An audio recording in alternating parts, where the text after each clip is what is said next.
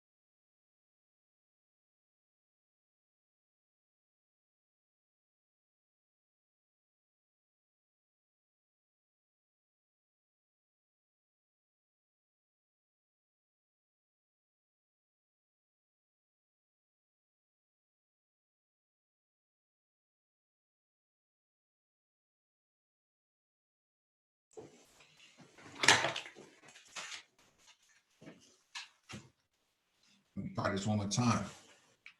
Mic check 1 2 1 2. Mic check 1 2 1 2. Can anyone in the chat hear me? Just push one.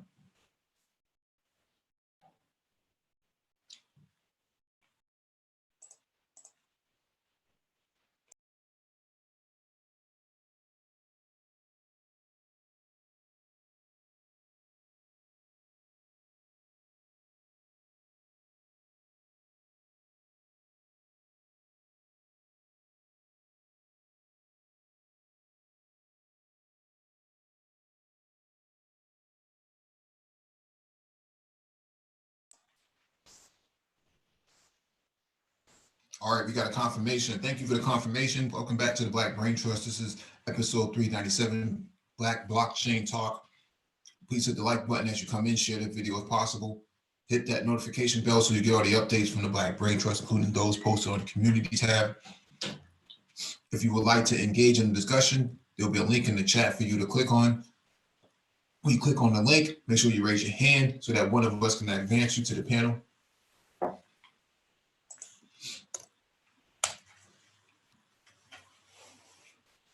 Document and description beneath the video for you to follow along with. Sorry for the wait.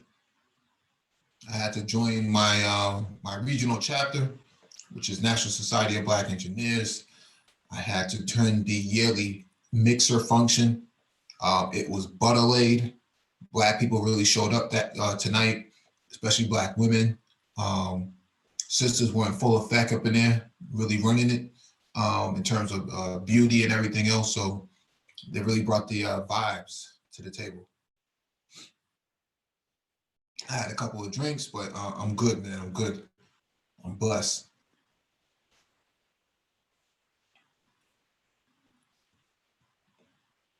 Let me run down the chat and try to give some shout outs before we get started. Mega Montana, what's going on? Wilsonian Garveyite. Sapase. Wooly Little John, what's going on? I replied to your email earlier, so make sure you check your email. Black Scorpion, what's up? Elwood Johnson, what's going on? Dion Alexandra, yep, this is going to be dope tonight. And Art Mustal, peace and strength to you.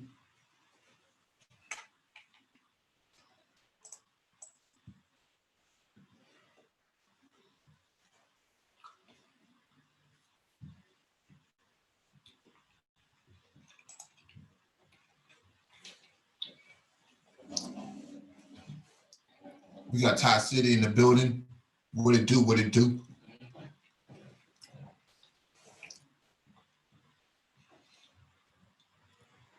All right, I'm going to get started. So tonight is blockchain as a career and blockchain as a liberation piece. Let me get to the first item on the docket so you get an idea of what we're talking about here.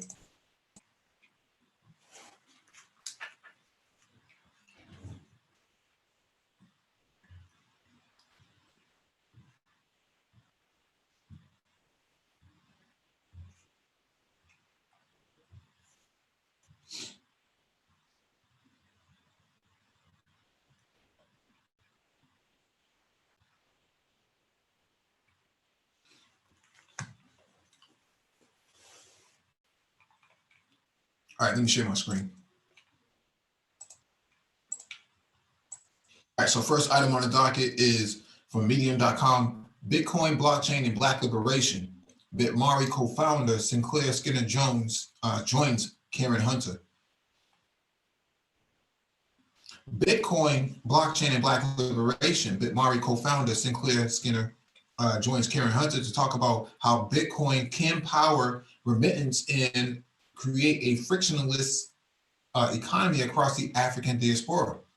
The Karen Hunter Show teaches the key to entrepreneurial success in the industries of sports, politics, entertainment, and so much more directly from the celebrities and civilians who have personally created brands from the ground up. So there's a documentary. I'm not going to play it here because I don't want to get flagged. But there's a documentary that came out a couple of years ago called Bitcoin, Blockchain, and Black Liberation, which came across my feed a few weeks ago, and I decided we were going to have a discussion about this.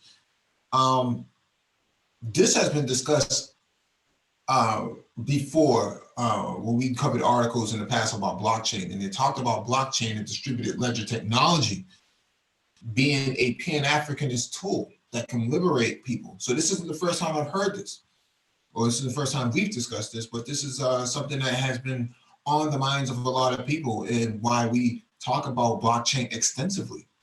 So on this channel, we talk about blockchain from the infrastructure standpoint and digital transformation standpoint as a tool that can actually enable advancement. So it's considered to be a progressive tool. If you guys want to watch that documentary, the link is in the description beneath the video. So make sure you click on that after this live stream is over and watch it for yourself.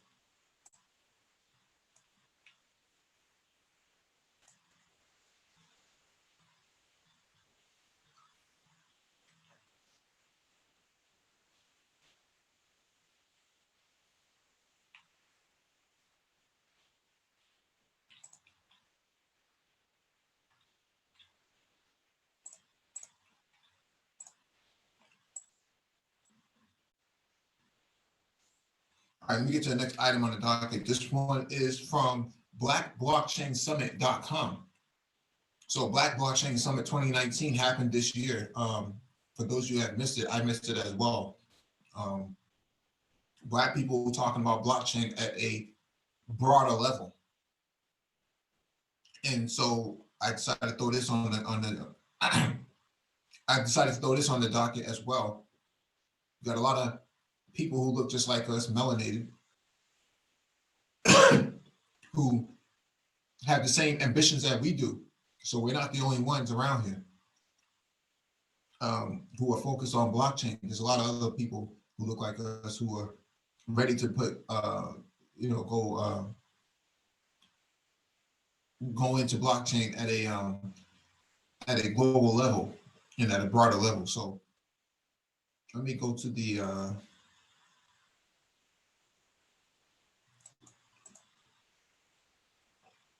all right, so Blockchain Summit 2019, the Black Blockchain Summit 2019, I should probably, I don't know how you stop this, is an interactive two-day conference and event to be held on September 9th to 10th, 2019 at the prestigious Howard University in Washington, D.C. The purpose, the summit will convene blockchain technology developers, entrepreneurs, and enthusiasts to present blockchain applications for solving challenges facing Black communities worldwide. The objective of the summit is to find innovative and lasting solutions that disrupts the unsustainable status quo, bringing lasting prosperity and independence in envisioned by freedom fighters and liberators in the Ashura Declaration. Dynamic presentations. Our presenters and panelists are leaders in blockchain technology, investing, investing, software development, research, policy, and education. The agenda, the conference agenda brings together speakers from around the globe discussing a myriad of topics in an interactive debate format, which we call in Swahili language, baraza. Community, bringing together people with a shared vision of empowering Black communities around the world using technology. Join the movement today. Satoshi is Black, so that's a dope T-shirt. So yeah, and that's all the more reason why we discuss blockchain on this channel, because it is the future. You would be crazy not to have this discussion at all. Ty City is a blockchain aficionado, and he can tell you that blockchain is going to do a lot of mega things in terms of streaming payments, meaning you get paid on the fly. He can speak more to that if he ever comes on the panel. What's up, bro? What it do, fam? Hey, that guy who had that shirt on, him and this other brother, they run a YouTube channel called Gentlemen of Crypto. It's pretty Oh, good. Yeah, it's pretty good, man. if you find the link, man, drop it in the chat. Okay. Yeah. Yeah, we just had an event tonight, man. I'm definitely going to be getting deeper into the blockchain in 2020. You know, cats are sleeping on this game right now, man. I'm telling you, man. It took me a while to get it, but once I got it, I was like, bro, this is going every aspect of life gonna be affected some kind of way, man. Yeah, man. Them DEF filters, man. They can put those on the blockchain too. They can determine when the last time you changed it or not. Yep, where it came from, if it's authentic. Yeah, it's gonna be a game changer, man. That Black people are having these discussions. I don't know. Some of these guys in YouTube, some of these people in YouTube, I don't know what I'm talking about over there. I don't know. I don't know, man. Blockchain about to be $1 trillion industry in 2019 alone. So the bread is out there. Oh yeah. It is the barrier for entry is so low right now, man. Yeah, definitely. So that link is in the description beneath the video for those of you who want to follow along and chase that summit. The summit has already passed, but I anticipate that that won't be the last one.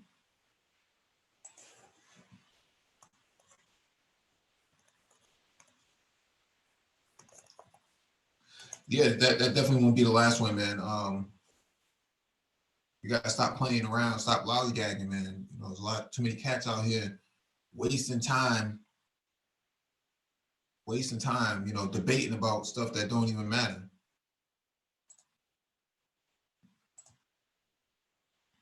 They're calling you a swirler for going after Colombian melanated females. It's crazy. The game is crazy.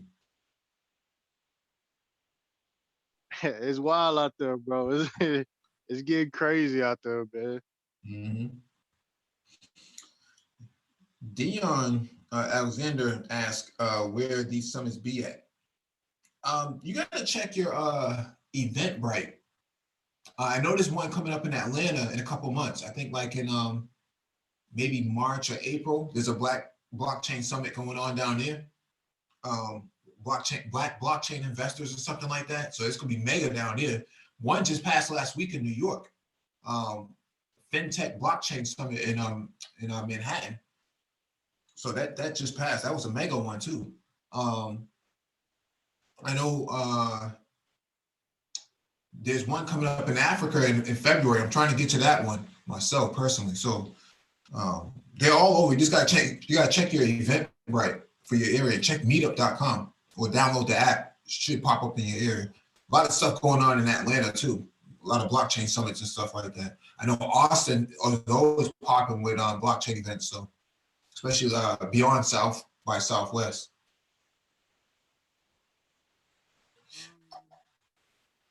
All right, let me get to this next item on the docket from techrepublic.com. Report, IoT and blockchain integration are booming among U.S. businesses. Expand this out. Tech analytics firm Gartner has news for companies planning to integrate their Internet of Things IoT systems with blockchain. You're not alone. 75% of organizations have already merged the two or plan to do so within the next year. The number jumps to 89% within 2 years, signaling that companies with heavy investment in IoT technology nearly all see the value of using blockchain tech to improve IoT security and reliability. To make the case for IoT and blockchain working side by side even more airtight, 94% of companies with mature IoT implementations plan to connect their IoTs with blockchain, 94%. The integration of IoT and blockchain networks is a sweet spot for digital transformation and innovation, said Avia Litton, Distinguished Vice President at Gartner. It is actually moving ahead at a much faster pace than expected, according to the survey. The connection of IoT and blockchain have been in the news for some time, with everyone from analysts to large companies like Samsung saying the integration of the two is the way forward for both. Gartner's findings in this report solidify the fact that said integration is happening and quickly, but the study also addresses the question of why IoT and blockchain are coming together, and the reasons aren't surprising. The top reason survey respondents gave for integrating blockchain and IoT is increased security and trust in shared multi-party transactions and data. Connecting IoT sensors and devices to blockchain enables an immutable audit trail of key IoT data and related business events that is shared across multiple participants, and that can be independently verified by each party, the report states. Second, and closely related to security, is the ability of blockchain-connected IoT devices and sensors to save organizations money. Blockchains enable the use of decentralized applications that work across business platforms, support smart contracts, and enables more automation to which can reduce labor needs and speeds up process from factory to retail. Other reasons cited for integrating IoT and blockchain are to increase revenue and new business opportunities and improve participant experience. Both fell far behind security and cost effectiveness, however. Gartner provides 3 recommendations for businesses that have or are planning to integrate IoT and blockchain. IoT and blockchain integration is currently best suited to increase trust and security in shared multi-party transactions and to automate processes across network participants. IoT and blockchain integration is still an emerging technology. If you're going to consider it for your organization, be sure that the immaturity and fast rate of change in both fields isn't going to create problems. Long-lived IoT devices and long-lived data aren't currently the best use for IoT and blockchain combos due to difficulty in rolling out large-scale updates. If those are the sorts of needs of your organization has considered immutable central databases like Datomic or Amazon QLDB instead. I'm not familiar with Datomic, but maybe IoT. Maybe Ty City might know something about Datomic.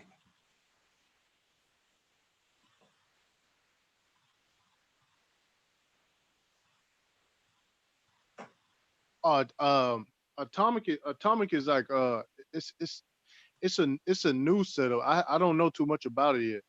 Okay. Yeah, I just heard it just now. So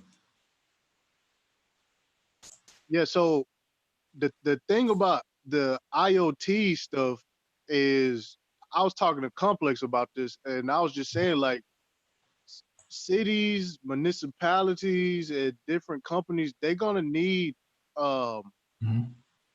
IoT and like smart cities. Right. They're gonna need consultants to lay this stuff out for them. Yep. I think it's gonna be big money in that. Yeah. Not everybody knows it. There's 12,000 jobs right now on Indeed and LinkedIn for blockchain. Not enough Yeah, people available. We should be cleaning up. yeah, we should be cleaning up. That's what I was trying to tell the complex. I was like, man, all this IoT stuff, autonomous stuff, all this machine learning and all this stuff, man, it's people don't even know it's coming. They're gonna need professionals that know how to lay out these things so they can run smooth.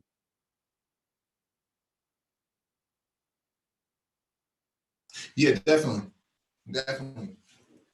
Especially if you don't have a whole lot of IT experience. You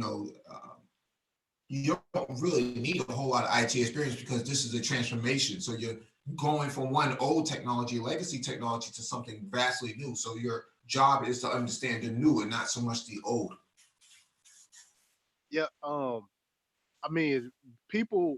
Another thing with the IoT stuff is people don't even understand that they already wearing smartwatches. You know what I'm saying? The smartwatches is already monitoring your heart. They could, you know what I'm saying? Sooner or later, they're gonna be um, finding irregular heartbeats and stuff like that. Yep. Most of your GM vehicles have 4G technology built into them. I just rented a Cadillac SUV. I forget the name of it right now. It's not the Escalade, but it's the other one. That thing could drive itself. I mean, literally drive itself, and it had 4G built into it.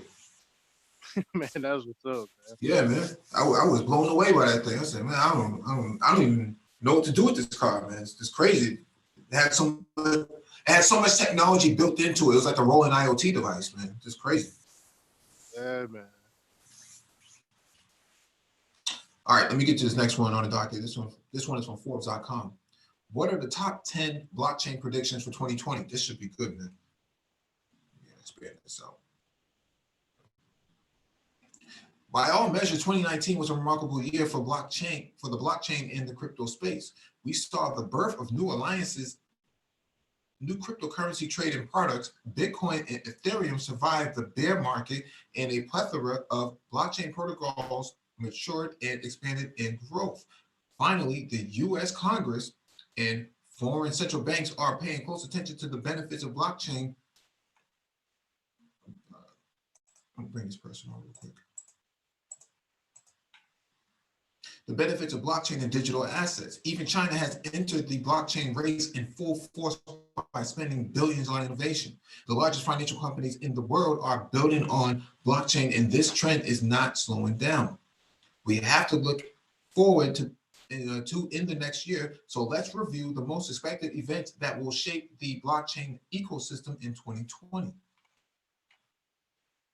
China will launch its central bank digital currency. Number one, CBDC.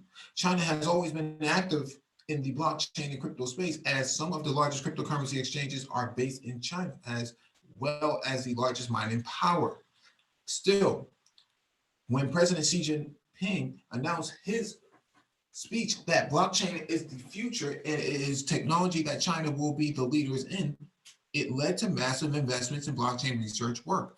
The scale on which China is operating is enormous. Just recently, the Bank of China, BOC, completed an issuance equivalent to $2.8 billion worth of financial bonds for small enterprises. One of the key developments that China is pursuing is the Digital Currency Electronic Payment (DCEP) initiative, and by the looks of it, this will be rolled out in 2020, even in limited scope. So we see these central banks, Central Bank of Ecuador, Central Bank of Tunisia, uh, you know, uh, the electronic dinar, basically a digital currency, launched in 2015 for Tunisia. China, 2016. Central Bank of West African States, Senegal, they went and launched in 2016. Central Bank of Venezuela, the Petro, launched in 2017. Monetary Authority of Singapore, the UBIN, in 2016 was developed under Quarter. Quarter is a blockchain. National Bank of Cambodia is in development with Hyperledger Aurora. Bank of the Marshall Islands, they have blockchain development in play in 2018. Bank of Thailand, 2018, under quarter. Central Bank of the Bahamas is piloting right now in 2018, last year. Central Bank of the Republic of Turkey in development in 2018. Central Bank of Iran in development in 2019. United Arab Emirates, the UAE Central Bank, in pilot mode. Saudi Arabian Monetary Authority in pilot mode. Eastern Caribbean Central Bank in pilot mode. So there's a whole lot of nation states that are getting involved in this. Like Ty City was saying earlier, they're going to need consultants. All right, number 2 is Facebook's Libra will launch with very limited functionality. Facebook's payment network initiative that received a mountain of resistance from regulators both in the US and Europe has been slowly developed, shying away from the media attention. Their GitHub repository has regular development commits and activity. The expectation is that the Libra will launch in one jurisdiction and with very limited scope, partners, and functionality. It will not be the payment rails and onboarding vehicle that it promised originally, but still will show signs of progress. So Facebook made noise this year, but they're not really getting any traction.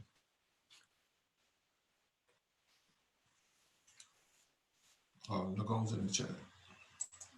Yeah, they can't stop. They can't stop this stuff, man. Mm-hmm. They can have all the congressional hearings they want, but I think I was trying to tell somebody else that they're going to go for it anyways. Mm-hmm. Yeah. And with the CBDCs, mm-hmm. all of that stuff is going to come online at the same time, man. All these summits they've been having, everybody want to get off of the dollar. Everybody. Yep. All right. Number 3. Hello? Yeah, let me finish reading this article first. Okay, sorry about that. Yep. Oh, hey, Mike, I just want to say I'm still in transit here, so just give me a little bit, all right? Yeah, we should get to the last point by about 30 or 45 minutes. Just give me a little bit. Okay, all right. Make sure you give up your seat for an elderly person or somebody with wheelchair disabilities. Man, you a funny guy. All right. All right, number 3 is Bitcoin ETF still won't be approved in 2020.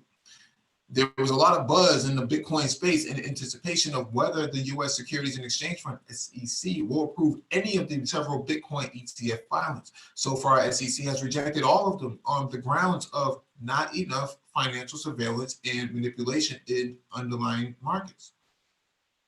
In that sense, companies like Elliptic Chain Analysis and Cipher Trace provide vital and important tooling. Another reason for Bitcoin ETF not happening might be the recent appointment of Brad Sherman as chair of the subcommittee on investor protection, entrepreneurship, and capital markets, which practically oversees the SEC in its self-regulatory bodies like FINRA.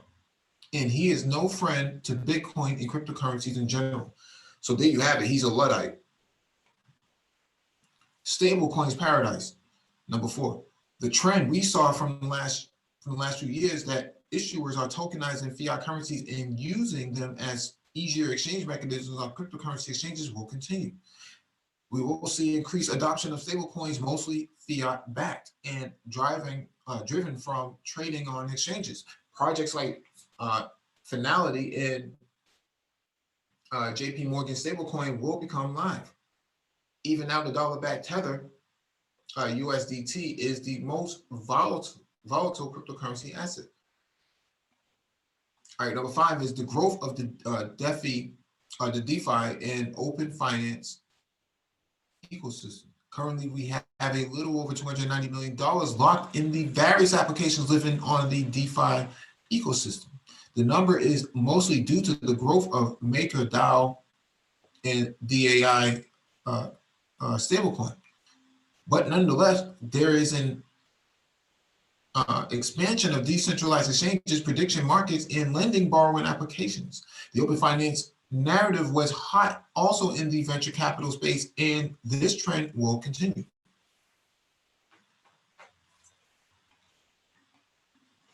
Ethereum 2.0 will continue to progress. Number 6. The teams responsible for the development of clients and components for the new Ethereum 2.0 blockchain listen to the ecosystem feedback is starting to become more vocal in sharing updates and progress. This brought more confidence that the new and improved Ethereum blockchain is still happening. The progress so far has been good, and there is huge optimism for a 2020 partial deliverable as per their roadmap. So Ethereum 2.0 is in full swing. Make no mistakes about that. So studying Ethereum might be in your best interest. Hey, Mike. Yes, sir. I'll wait till you. I got a few different points on a couple of these. Okay. Number 7, Lightning Network adoption will grow. The Lightning Network is a layer 2 implementation on top of the Bitcoin network that provides instant Bitcoin transactions and payments. It dramatically improves the current Bitcoin transaction speed by leveraging off-chain data and enabling low fees. In 2020, we will see an increased number of applications, nodes, and channels created on this layer 2 network. Overall, we will see a growing trend in the Bitcoin development ecosystem due to the companies and tools like RSK and Zonum, which use the Bitcoin network as a base. For those of you who don't understand what layer 2 networking is about, layer 2 handles network traffic. So, or it actually handles data traffic. Sorry. So typically on a network stack, you have 3 layers. You have physical, which is layer 1, and layer number 2 is data, and number 3 is network. Network is used for routing.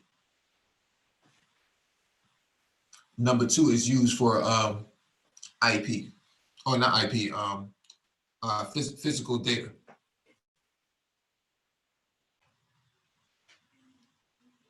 Number 8, expansion of privacy tools and oracles.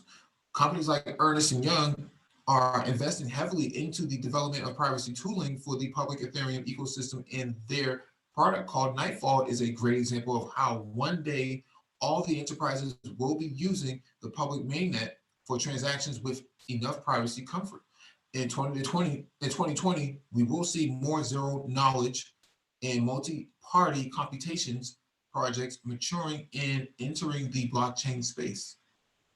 If VC funding of startups is considered a metric, the MPC should be the number one hot area. As for the Oracle's projects, expect Chainlink to continue with strong partnerships and integration with new services. So expansion of privacy tools and oracles, that's definitely something people got to pay attention to. Tools are going to be what drives your application development and integrations. Number 9, more interoperability between blockchain protocols. With the move of Hyperledger Besu, a native Ethereum client developed by Pegasus, to the Linux Foundation's Hyperledger initiative, we saw a significant sign that the permission blockchains will continue to converge. The differences between the major blockchain protocols like Quorum, Besu, Fabric, Quarter remain still significant, but there is an open dialogue for collaboration and research into how assets on different chains can coexist. In 2019, we saw the multi-cloud blockchain deployments, so won't be surprised to see successful cross blockchains pilots in 2020. So this is very important because you have cloud computing, right? You have multi-cloud, you have Amazon, AWS, Amazon Web Services, Microsoft Azure, you have DigitalOcean, you have Oracle's cloud, you have IBM Cloud, Red Hat, you have Rackspace, a couple of other cloud vendors as well. So there's probably about 12 cloud vendors on the market right now that is sharing 100% of the market. Most enterprises, most IT architects would never put all their eggs into one basket when it comes to the cloud. And so what happens here, they have something called a multi-cloud strategy.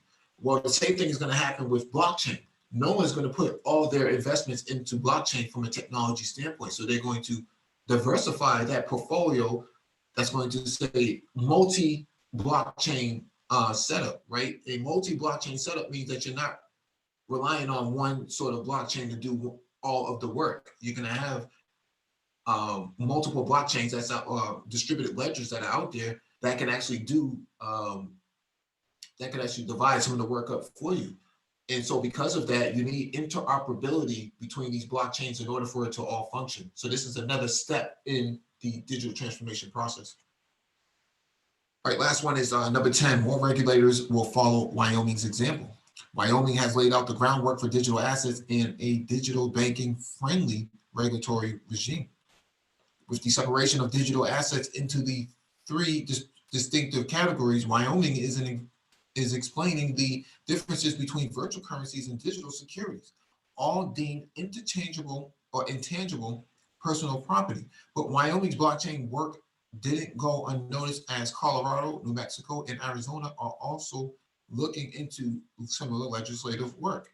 Overall, the next year is shaping up to be crucial for the blockchain technology in digital asset ecosystems. We have several main threads to watch out for. In 2020 is already promising to be a year when the major blockchain protocols and digital assets continue to grow in usage, metrics, and adoption rates. Your thoughts, Ty City, and then we'll go to Okay. King Zuko. First, Bitcoin, the ETF. Mm-hmm. My personal opinion about Bitcoin getting the ETF is I don't think it's going to be possible with most of the mining and computing power being in China. I don't think that they will give it an ETF because of that reason. Mm-hmm. Also, the stable coins is very, very important for people to keep an eye on because the stable coin is how things are going to be tokenized. You know what I'm saying? So certain stocks, property, things of high value are going to be tokenized. You know what I'm saying? And you're going to be able to hold those as investments. You know what I'm saying? The interoperability part is going to be another game changer because remember how they was talking about the CBDCs? Yep. All of those are going to have to be able to be swapped out and converted. You know what I'm saying? They're going to be running on different blockchains. Mm-hmm. So that technology is going to be important also. Mm-hmm. And yeah, I mean, it's just innovation all over the place. You really have to stay on this stuff on a day-to-day basis. Yeah, it moves too fast. It moves too fast. If you blink, you're pretty much playing catch up. Right. Oh, one more thing about Ethereum. Yes, sir. The new Ethereum, man, man, it's gonna be amazing. I was sleeping on Ethereum because they needed all of these. Okay, like that Lightning Network solution. Yep. Like the new Ethereum is not gonna need like the Lightning Network. Mm-hmm.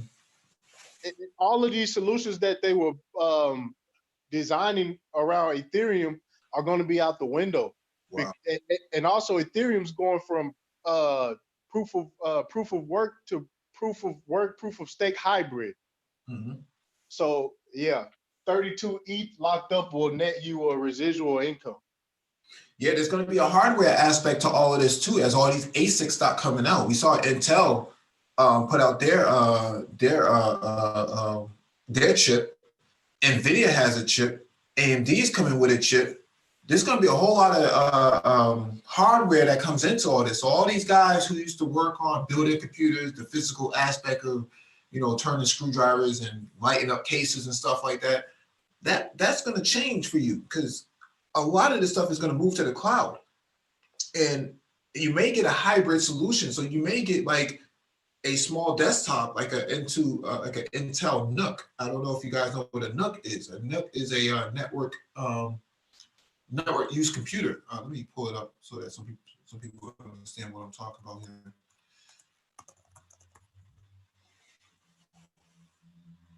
this is the NUC right here. Uh, so these small computers is the future of computing right now. You don't need a big computer anymore with cloud computing. And so because of that, the necessity to actually work on people's computers and stuff like that, that's going to go away in a few years. That's what we got in our shop, on our shop computer. Oh yeah.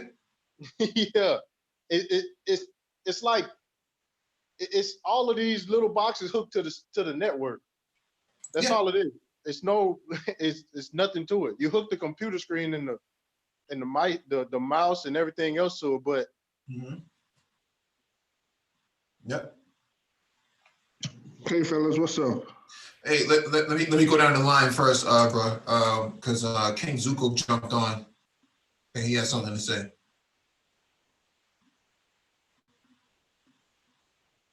Yo, King, are you there? Hello. What's going on, fam? You had something you want to add? Go ahead. Yeah, I had a couple of things I wanted to add to this. When it comes to that situation that they're talking about, there's a bunch of new job openings, right? So I work for a particular company. I just switched from engineering to IT in the last 4 months. And the main thing that they're pushing is the new IoT situation. Yep. They're taking over a bunch of networks or they're taking over a bunch of devices that they're attaching to the IoT network. I don't have a background in it. I used to have a background within more, let's just say I was more of a gray hat. Now I'm a white hat fully. But when it comes down to the ability to be able to set up all these networks and get into these systems and set up, I didn't have that real background, and they're just hiring people up like crazy. I mean, I have a very diverse background, but what I'm saying is they're looking for people in these major companies to hire these for these positions that you guys were talking about. Yeah. Yep. That was the first part. Yeah. Now, if you look, I'm sorry. Yeah, I think your door is ajar. Your Ford is telling you I'm to sorry. close the door. That's a Ford Explorer. I know you're driving. I'm having a little bit of a delay. I might have to. Yeah. Let me turn this real quick. But what I'm saying is, when it comes down to the there we go. When it comes down to that the job openings and stuff, they are there. They're looking for people, and it's strong. When I think it was one of the guys that you said that's a headhunter with or something. Oh, Nagone? Nagone. Okay, yeah, there we go. So I was looking into the situation and I was like, oh, if I was outside of this area, if I was trying to go from California back over to New York or something, definitely would try to get in contact with him. So, I'm pushing for a job, and he is one of the personnel that's out there that's a headhunter. I'm pushing everybody towards him. But when it comes down to this other aspect, though, it's you don't have to be as skilled, but you at least got to walk in there with some skills. Yep. Literacy is what's key. Yes. Now, when you were just showing this Nook, the software engineers and every daggone little project area that I'm going into, they have these in there. It could be a situation of it's just the computer, and you throw in a little like 256 gig or 500 gig SSD in there, and boom, you'll have a nice little computer that can run really fast. It can run a lot of stuff that y'all need. Or you could just turn it into a situation where it only pulls from the network, and you set up your AD, and like you can have a nice little server in the corner somewhere in your garage in the background somewhere. And instead of you having your most expensive computer out there where people could touch it, you can get a bunch of these guys, set them up all over the house, and you can have different systems doing different things. You can pull movies from it. You can pull actual like software from another computer and use that software from that other computer on this one. If you were looking for using a Nook, it's a pretty versatile situation. That you just need the knowledge or a little bit of knowledge of how to set all that stuff up. Yep. Now back to the Bitcoin part. I want to make sure that everybody's paying attention to everything that's happening right now. And when we have these situations that go on with presidencies, being elected, coming up to the situations of the cyclid situation where every 4 years or every 8 years we have a recession, pay attention to what's going on right now. Bitcoin just dived over the last couple of days. Was it last couple of days or weeks? But it went down to 6,000. If we get another situation where it goes down even lower, we need to start paying attention to the economic signals on why our money is in a situation that is going into with the GDP diving. But at the same time, during a part of the year where we spend the most. So I was writing an algorithm to pretty much not exactly take profits, but do certain trades, like certain blue chip stocks during the year of, during Thanksgiving, I'll go after Pepperidge Farm and stuff like that.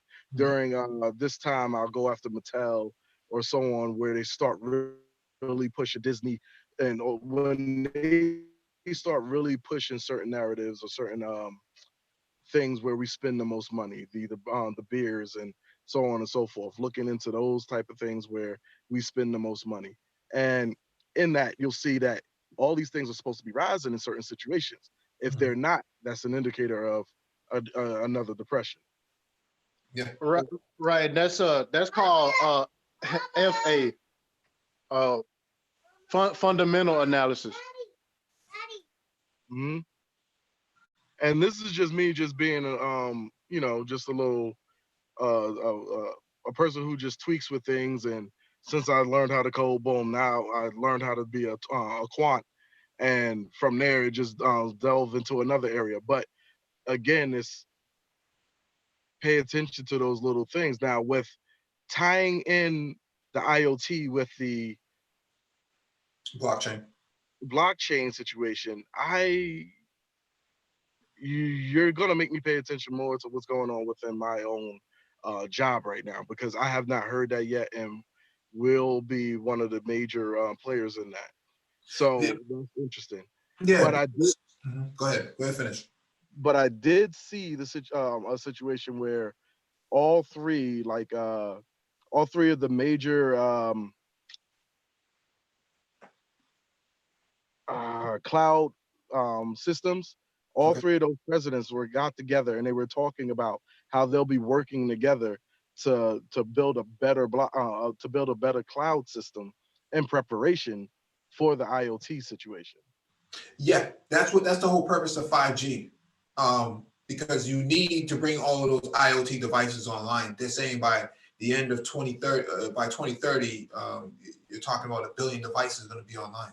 So we read an article the other day. It said by too simple. The semi-truck autonomous division or corporation is talking about by 2023 they'll have their first autonomous vehicle on the road, and that a large sum of your 5G network is going to be consumed by IoT. So there's a push for all of this type of stuff to come online, and I'm surprised to see that this is amazing. Yeah, because let's use my house for example, man. I have about 30 devices online: smart TVs, tablets, smartwatches, Fitbits, and Apple Watches, and wireless printers, and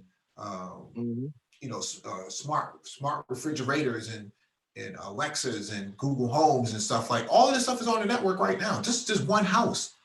Yeah. Multiply 3 to 4 devices per person in your home. Yeah.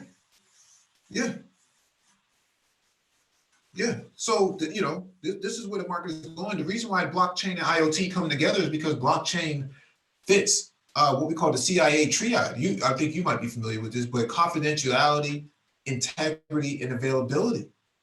And so the immutability of blockchain is what's going to make this a driving enabler of IoT itself, because IoT on its own is pretty naked. It doesn't really have a whole lot of coverage for security. So it has to be blanketed with something like blockchain in order to create a sustainable security assurance.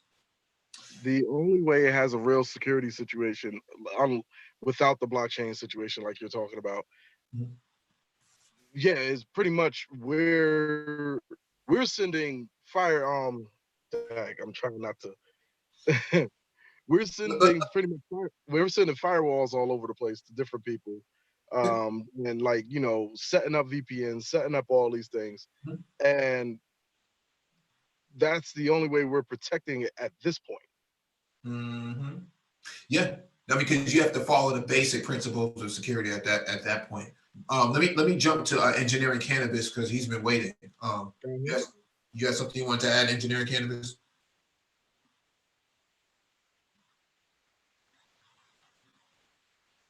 All right, I think he stepped away. Let me address Dion Alexander.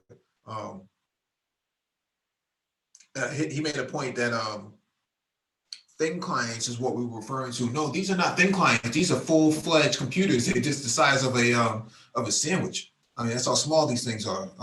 You think of a steak and cheese sub. That's the size of one of these computers. Yeah, they have i5s, i7s inside of them. They have like 300 to 500 gigabyte SSD hard drives in them. Yeah, yeah, we have these at work for testing purposes. They're for testing purposes, but yeah, that's what Ty City is referring to. That he has these things plugged up to monitor on his the workstation labs. You know, they sit on some kind of like trolley or something like that. They wheel it around. You can use it as a thin client, but you can use any computer as a thin client. Yeah, but then the purpose of having an i7 packed inside of a little box like this, man, is for the space usability and point of sales operations. A lot of these new stores coming online, and they don't have to wait for old cash registers anymore to be programmed, man. They just pop one of these things right up to a monitor and it's done. Well, see, the new PlayStation 5 is supposed to be something like this also. Okay. I just threw like 36 gigs inside of RAM inside of that. Or 32, I mean, sorry. 216s inside of it. And this was just like, you know, just a random one that was just sitting in somebody's corner that he uses, like you said, to test some of the software that they write. Yeah. Yeah, it's small, it's stable. It's the equivalent of having a Mac Mini without the Apple logo on it, half eaten.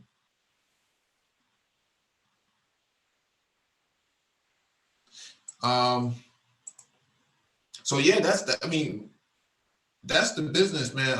Engineering cannabis dropped off, unfortunately. Let's go to Dion Alexander, man. You got anything you want to add to this, bro? You can hear me good? You might want to put some volume on your mic. All right, hold on a second. How about now? Yeah, we can hear you good now. Okay, sure. Yeah, so I just been studying this for a little while. I remember in the last chat, we were just going back and forth about the whole hip hop thing. And I was just touching on a lot of good points based off what I've learned in the past like month or so, I want to say. But I'm not gonna act like I'm crazy knowledgeable about it, but like you guys are saying, if we have a good understanding of what's going on, it's gonna put you in a better space when it comes to jobs and things like that. But I'm just wondering, like, so what's the next step you think from obviously start building on the platform and things like that, but we'll get people in the door after you're done your studying, after you grab yourself a cert and all that? So it's not so much about certifications, right? It's more about execution. Can you execute on the fly? Because that's what they look for. Can you, because being a blockchain developer, being a blockchain engineer, it's more about the execution piece rather than the certification. You get a certification so you can get the interview, not so you can get the job. And so I push certifications so that you have more medals on your arm, like a general, right? The thing is, once you get those certifications, you got to show and prove, and a lot of cats aren't showing and proving. So in this regard, if you go back to one of our other blockchain hangouts live streams a couple weeks ago, they had Cyber Monday, Black Friday, and they was giving away those Hyperledger certifications with the training bundle, for dirt cheap. If you look at the requirements that they're talking about, you got to be able to execute on all of those. So having a fundamental understanding of Linux is very key, because everything that you're doing inside the blockchain is going to be in Linux. The other half is understanding some form of JavaScript, some form of Python into this. You're not supposed to be an expert. You're just supposed to be able to execute. So getting the certification, something like Hyperledger Fabric or Hyperledger Sawtooth, means that you can actually do the work. Some of these other certifications are just knowledge-based, right? So they just ask you Q&A, right? Do you know this? What is this? What is that? That's fine and all, but you got to be able to execute on site, man. So a lot of this blockchain consulting, like Ty City was saying earlier, this is a part of that gig economy. Somebody's going to call you up and say, I need help implementing blockchain in my environment, in my assembly line process for pharmaceuticals or some healthcare organization. Help us understand this. You're going to be that guy. You got to be able to go to the whiteboard and draw that stuff out and say, this is your environment. This is where blockchain can be applicable. This is the use cases, so on and so forth. You got to be that type of person. No, I get what you're saying. I think that's why I'm gonna fit in too, because I think it's gonna take me a little while. And like you said, because the execution is what's key, and having like solidity and things like that to be able to make the smart contracts and those type of things.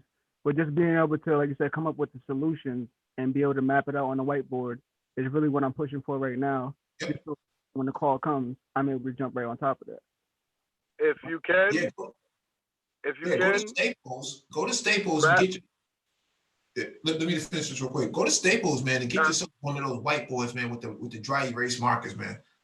Big time helps out with your confidence when you do it in your own setting, and you're kind of, even if you're copying somebody else's modeling, threat modeling or business modeling or network modeling, it just helps you understand better what it is you're trying to demonstrate. Go ahead, King. If you can, it's easy to download CentOS. That's one of the main, matter of fact, if you ever heard of Red Hat Linux, that's one of the number one Linuxes that they use on most of these enterprise machines. So the package that's called CentOS is a Linux package that is a direct mirror of Red Hat Linux. If you could grab that, you get a better understanding of SE Linux that's inside of CentOS Linux and all the folders that actually handle everything within Linux. You're already ahead of the game. That's one. Two, if you could grab a Cisco networking package, it's like it could be from $250 to like about $1,000, whatever one you want to get. Grab something like that. You could go inside. You could program the Cisco router and show and set up the VLANs, that type of stuff. That's another thing that you need to get a better understanding that you can just jump in right away. And all these things you could buy. Grab a pretty strong computer, like let's say an i7 with over 16 gigs. Maybe I want to say 16, but you can work with 8. But like i7, i5 with 16 gigs of RAM, have that, and you can turn that and get a virtual machine. Like you can set up anyone. You can set up either Windows 2016 server, or you can set up VMware. Yeah. Those three things right there. If you get an understanding of those three things that I just explained, you're ahead of the game. Yeah. Let me move on to the next article. We'll open it up later after this article. This is the last item on the docket. All right, thank you. I just wanted from computerworld.com. For IT pros, adding blockchain skills can pad your paycheck by a lot. Beefing up on skills around blockchain development, management, or engineering can earn techies some big bucks above their current salary. We've been talking about this. Let me expand this out. Extra pay for tech professionals who've attained non-certified skills and nearing a 19-year high, adding an average of 9.4% to their salary. But if you really want to pad your paycheck, blockchain skills may be the way to go, according to a new report from Foot Partners. The market value for IT workers with blockchain skills increased by 6.3% in the next 6 months through October 1st, 2019, a whopping 13.3% for the full year. Well above average according to the Foot Partners research. So companies are willing to pay a premium above salary, cash money for Ethereum skills, and a market basket of other blockchain. What is this?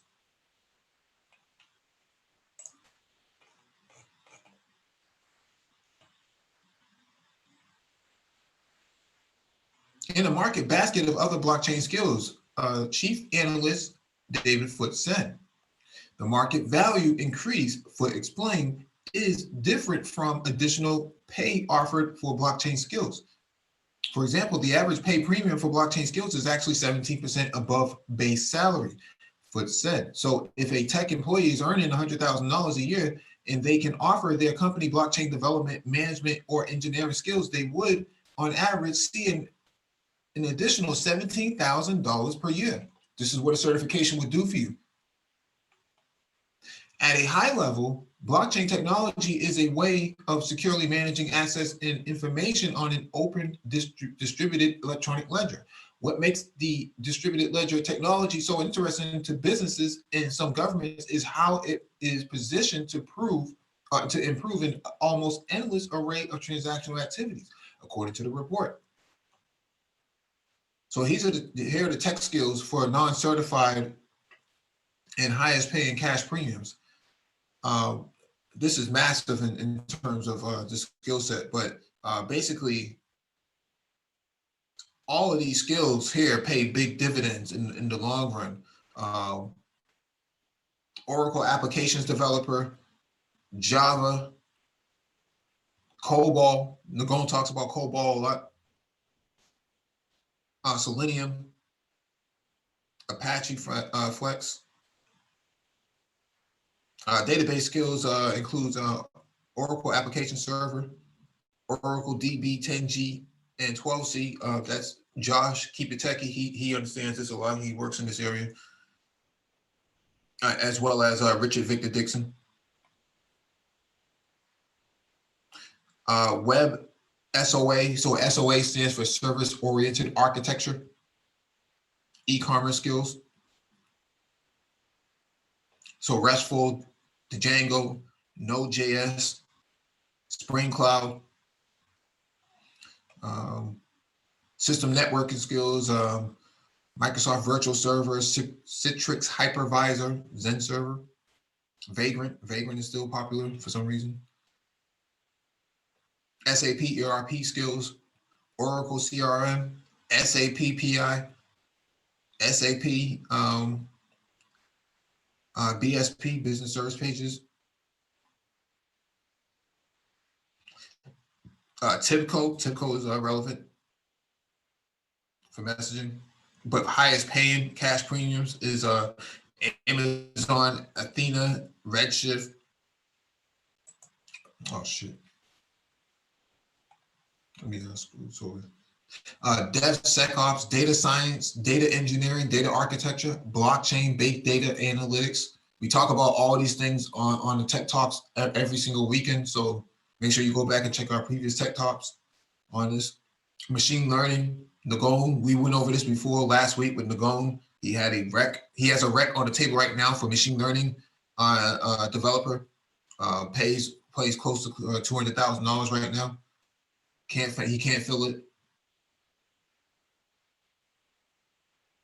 Microservices are the function as a service, or FaaS, in the cloud. So this is the micro layer of operating systems and application services in the cloud.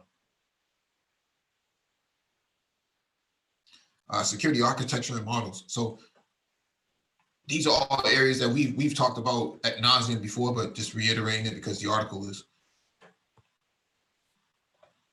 All right, because it is in high demand, skill shortages will continue for blockchain developers, especially for architects, project managers, and quality engineers who can design, build, and test blockchain operating models, according to the report. Understanding how blockchain integrates with artificial intelligence, machine learning, robotics, and IoT is seen largely as a plus for technologists at the moment. We talked about artificial intelligence and smart contracts just last week. So make sure you guys go back and check out those. Actually 2 weeks ago, we talked about that. Salaries for blockchain developer or engineer positions are high, with median salaries in the US hovering around $130,000 a year. That compares to a general software developers whose annual median pay is $105,000, according to Matt Siegelman, CEO of job data analytics firm Burning Glass Technologies. Yo, this RS5 is butter, man. I really, really like this, man. That color's stupid. People with experience with specific blockchain iterations, such as Solidity and Hyperledger Composer, are in even higher demand. And that demand is increasing steadily, said Eric Piscini, a principal in the technology and banking practices at Deloitte Consulting LLP, limited liability partners. Universities are some of the best practices, are some of the best places to learn blockchain skills, though there are online courses available from vendors as well. According to a new Gartner research note, 75% of IoT technology adopters in the US have already adopted blockchain or are planning to adopt it by the end of 2020. We talked about that earlier, that 2020 is going to be an explosive year for blockchain. That indicates the integration of IoT and blockchain is a sweet spot for accelerating at a faster rate than expected, according to Avia Litton, a Gartner Vice President of Research. IoT sensors can be oracles or data input devices to blockchain ledgers, enabling the automated management and recording of data from smart buildings, infrastructure, and even healthcare devices. Additionally, IoT sensors combined with blockchain can track and trace cargo location in real time, as well as the temperature of the vibration to products being shipped, such as food or pharmaceuticals. This is huge. Smart buildings, smart cities, smart neighborhoods. This is the way you got to think. How do I enable a predominantly Black neighborhood to be smart? Something as simple as a trash can that has a Wi-Fi connection and a sensor to it that tells the sanitation worker that this trash can is full, you need to come pick it up right now, rather than to wait for it to overflow with a whole bunch of trash in the neighborhood.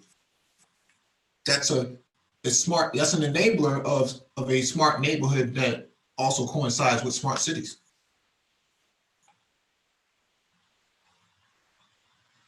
Overall, extra pay awarded by employers to tech professionals for 573 non-certified tech skills, also known as cash pay premiums, increased only slightly in the third quarter of 2019, according to Foot Partners. Foot's report follows research from other organizations and job search sites showing blockchain careers are so hot that companies cannot find enough applicants to fill positions. Nagona 11 has talked about this. He cannot find enough people to fill the recs. He's been all through the manosphere looking for guys, and there's nobody available. All that woofing and all that alpha male talk, yet nobody can fill those roles. Mike, Yes, sir.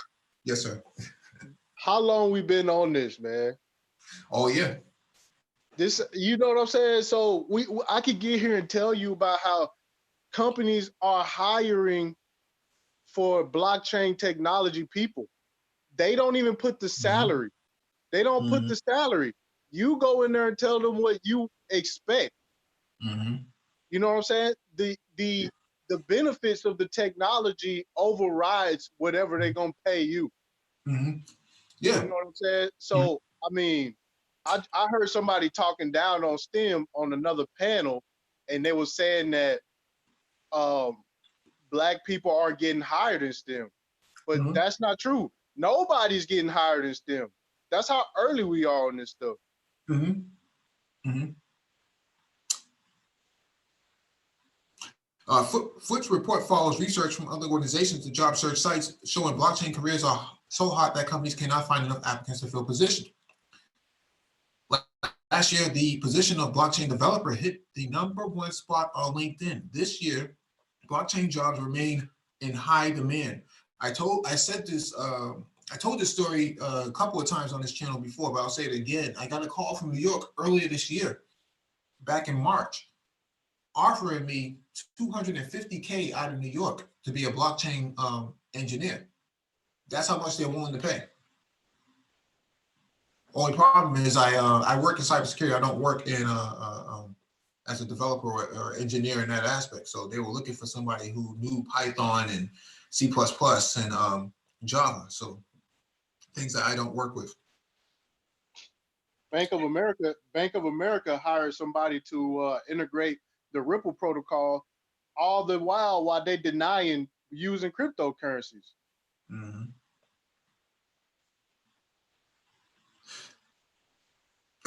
That's funny, right? That's mad funny. It's not like security skills or even AI where skills are needed in every marketplace, Foot said. We're pointing out if you want to look under the covers, there are 5 or 6 industries driving it. So it's not pervasive, but companies investing in it are going after it aggressively. If your customers are measuring you up against other vendors and security is important to them, they'll probably go into the direction of blockchain at some point. It's not a matter of if, it's just a matter of when. Financial services, supply chain tracking, healthcare, government, trust, and identity management are among the hardest markets for DLT. By 2021, at least 25% of the global 2,000 enterprises will use blockchain services as a foundation for digital trust at scale.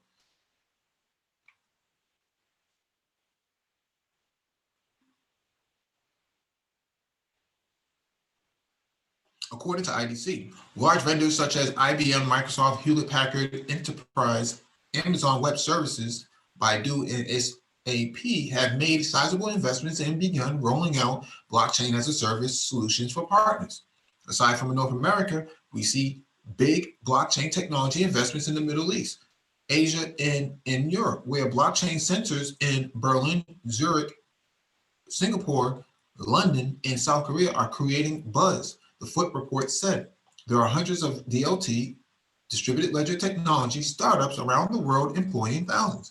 David Foot compared blockchain adoption to that of DevOps, where everyone knew it was a no-brainer, it would eventually take off, but it took a long time to be pervasive because enterprises must retool their architectures to make use of it. This is very true. I agree with this. I can remember as an analyst going to my clients and saying, I can't believe you're not doing DevOps. And them telling me their environment was not built to handle that yet. Foot said. Maybe that's what's going to happen with blockchain. It is a fairly major change to the way businesses do things today, but there are certainly advantages to it. Blockchain's greatest attribute is its ability to create a single immutable version of data that can be shared among entities in real time. Because it is a peer-to-peer technology, all that's needed to run it is a bit of software downloaded to a local computer. Once authorized, that computer then becomes a part of the blockchain network. And enterprise blockchain technology, such as the Linux Foundation's Hyperledger platform, one business can govern a blockchain network, controlling what business partners are authorized not only to join, but what data they can see. Distributed applications, dApps, such as smart contracts, cryptocurrencies, and digital wallets can also be added on top of blockchain to make it more automated, useful, and user-friendly. Smart contracts help you exchange money, property, shares, or anything of value in a transparent, conflict way, while avoiding the services of a middleman, the Foot report said. They are the product of decentralized ledger systems that run blockchain. And no skills in smart contracts are be catapulted along with the Ethereum and others for an almost unlimited number of uses, ranging from financial derivatives to insurance premiums, breach contracts, property law, credit enforcement, financial services, legal processes, and crowdfunding agreements.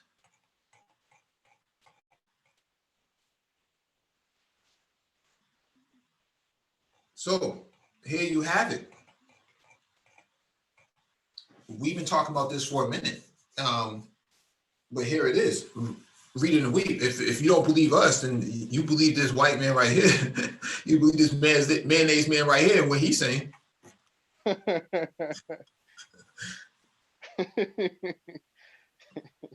$1 million. A gazillion dollars. Nobody has that kind of money yet. Right? That was from Austin Powers, for those you don't know what we're laughing at. Yeah, I see Gabe. I see what Gabe's saying in the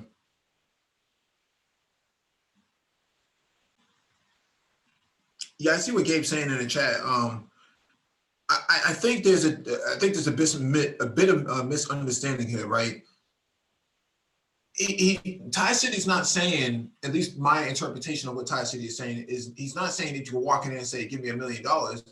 I think what he's saying is, if push comes to shove, they don't even have salary posted. You're basically walking in and naming your price.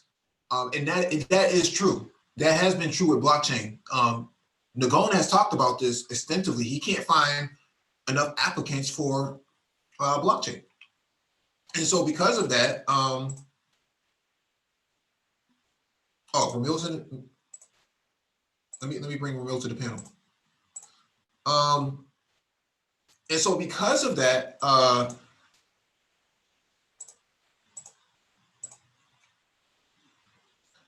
you are able to ask a given price. There was a time back in 2017 when Bitcoin went to the moon. There were guys who were blockchain developers who were pushing $300,000 in salary, easy. That's where that Lambo money really came from, right? The Lambos, the Ferraris, and stuff like that. Those guys are commanding high salaries for being developers. So I'm not saying that you're wrong. I'm saying Ty City's interpretation is not that far off. You can actually go out there and basically say, I'm worth 250 grand, and companies are willing to pay for it. And the article right here is actually pointing this out. What's going on, Mike? What it do, fam? What it do? Oh, nothing much. Hey, dude, do you remember back in the .com 1.0 days, where if you could code HTML and put a website together, you could come up with like the craziest idea for a website, but if you knew how to put a website together that could link pages and stuff, dude, you was getting VC money up the wazoo. Yeah, if you knew Dreamweaver back then, and Dreamweaver and Shockwave. If you knew Shockwave and Dreamweaver, man, there was web developers, man, pulling in $500,000 easy back then. Yep. Easy. This blockchain environment is no different. It screams of Web 1.0. Yeah, this is Web 3.0. That's what I mean. It's nothing new under the sun, dude. It screams of that. Yep. A lot of those developers made millions of dollars through some of those ICOs. Yep. Oh, you mean IPOs or ICOs? ICO, initial coin offerings. Okay. He's talking about the blockchain developers. Okay. Yeah, they all got big money. Yep. So I gotta ask, with this tech boom as far as employment, so I guess this kind of stems from what we were talking about in the past. So the AI is really not something to be worried about as far as taking jobs. It's just really you got to be qualified to get the new sector of jobs that's going to be introduced to the market. Right. Position yourself. Yeah. See, AI is going to replace low-level jobs. Jobs that have repetitive tasks can be replaced with automation and AI. So that's where AI comes in. Now, is AI going to replace an EMT first responder? No. Is AI going to replace referees in the NFL? Not exactly. AI would be used, and we covered an article about this before, about the Seattle Seahawks adopting this with AWS a couple weeks ago. They would use AI to enable their plays on the field in sports in the NFL. So in some ways, AI will replace some jobs, but then AI will just be an enabler, for other areas of the market. And so that's that. When we talk about AI, we're just saying that, the low-level jobs that most ADOS, foundational Black Americans work, will be replaced at some point. I mean, we covered an article that actually talked about that last Friday on economics. Or either that, or just walk into, your local fast food joint, and you'll be greeted by a damn, 20-inch tablet. Mm-hmm. Yeah. And the people in the back are going to be like, yeah, they're going to point right over at the machine and go tell you to use it.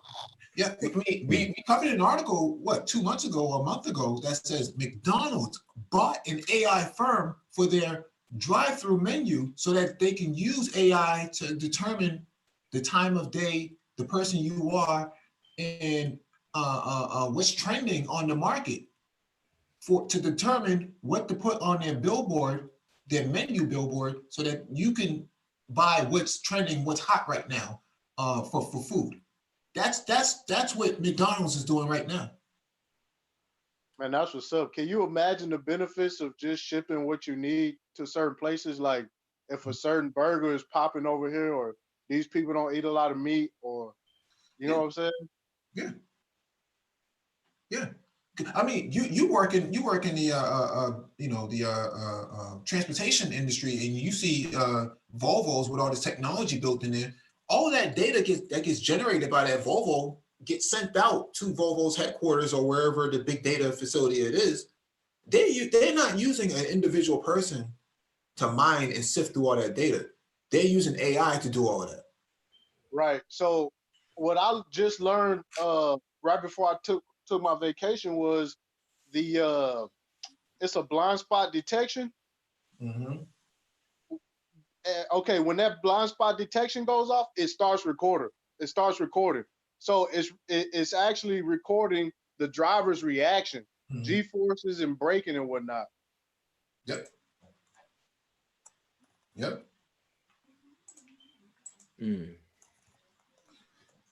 Yeah, definitely, man. So Ramil, to answer your question, man, that's the sort of stuff that AI is going to be doing. We had a Black Health Talk last week, and they talked about AI and telehealth and telemedicine.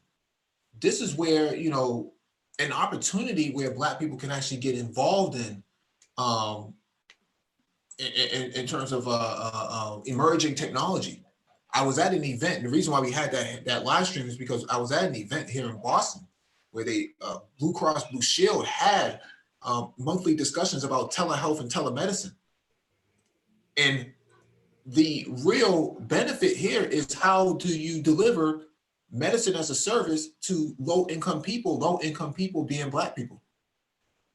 Because Black people use the ER, the emergency room, as a place of getting their immediate needs met, which they should not have to, but because they don't have insurance or proper insurance, in most emergency rooms, if not all emergency rooms, cannot turn away a patient or a victim. So they know they're going to get their needs met. Interesting. Yeah, like I said, I'm really doing more listening and talking, because I'm really not familiar with the blockchain. But I was just curious about the because this is notion. The reason why I brought up the AI is this notion that it's going to be an apocalyptic situation coming up, because AI is going to steal all the jobs and we're not going to have anything to do. But I see from what you're presenting as far as the blockchain, there's actually going to be plenty of opportunities. You're just going to have to be qualified to get it, or acquire the skills to get it, especially in the fields of data, all those fields you mentioned earlier with data in front of them. Well, that's largely the reason why, like, a lot of the quote unquote, like, this doom and gloom shit, that gets heaped upon this type of talk. It's done so largely because we're not the discussions about these things. Number one, they're not being had, like, honestly, and they're not really being had from the standpoint of trying to understand the industrial changes that are going on right now, and understanding it from a position of how we could benefit, right? Like, when these types of things are perceived as doom and gloom, it's because there's people who don't want the status quo changed. Okay, that's just really what it all boils down to. Like, if you're fine with tech, then there is no such thing as doom and gloom. That would be like saying, you should have been predicting doom and gloom the first wave of the internet, or hell, the second wave for that matter. Right? Every industrial wave that happens, there's going to be people who just fall by the wayside. I mean, it just kind of happens, right? But that's largely self-determined. Yeah, so Ramil, man, when we talk about automation and blockchain, these are all emerging technologies of the fourth industrial revolution. Black people need to be following this type of stuff at nauseum, because a lot of these jobs, 964,000 jobs as of October 19th, are unfulfilled in IT in America. Wow. And you have over 1 million Black men who are unemployed. How do you upskill all of these Black people, especially Black men, so that they can take advantage of these jobs and dominate this industry? How do we do that, Ramil? Oh man, that's a good question. I mean, I bet you had to put on some sort of marketing campaign, and you're gonna have to appeal to Black men's. What do Black men want out of life? Honestly, we just want sex, food. You have to appeal to them to the point where if you guys come get into this field, you're gonna be able to have anything you want out of life. You're gonna have to appeal to the lower senses. That's the only way I can think of it, because you can't say think for the long term, because for the most part we don't think for the long term. So I mean, I would just say it should be a push with that type of marketing. Also, you can push this in jail. A lot of people sitting in jail not doing nothing. Prison's not doing nothing. You can put these classes in there and teach some of these people so they can come out and start working. But that's just mind blowing. They're actually doing that. They're actually coding in a lot of the penitentiaries now. And just to kind of speak to what you were just saying there, Ramil, I think it was just a couple of days ago I was on your channel, and I asked everybody. I said, well, what's the black male agenda? Like, what's the black male agenda for 2020? Right? Like, I'm saying, like, if I ask that question and it takes a while for us to come up with an answer, and then the answers we do come up with is, well, sex, and, I don't know, dude, we're fucked, basically. Well, let me make it more. Let me come at it from a different angle. The reason why you may not get an answer or a delayed answer is because this sort of conversation isn't being had, right? You and I have had this conversation before, Complex, that in order to get innovative ideas or any sort of innovation, you have to have complex conversations. And what's happening here in the Black community, especially amongst Black male spaces, is that the conversations are not complex at all, right? They're very basic, they're very rudimentary. It's always about game, it's always about hustling and stuff like that. It's never about driving the technology. It's always about using the technology, but not actually driving it. So there's a literacy gap between what's happening in the emergence of all these fourth industrial technologies and the people who are supposed to be driving it or supposed to be using it and driving it at the same time. That's a big issue. So what we do on this channel, man, we try to, Ramil, we try to deliver this content in the most basic way possible and show these articles as evidence that what we're saying is not BS. This is really happening right now. We got Nagone 11, who's a tech recruiter himself. He has Rex on the table. He has $500,000 of Rex on the table that he can't find enough Black people to even fulfill. How do you explain that?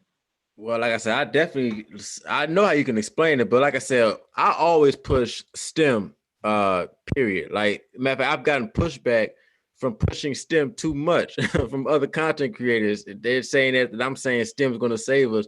I'm like, well, pretty much, yes, it is going to save us. If you're a young Black man, you should be either going to college for STEM or taking on a trade.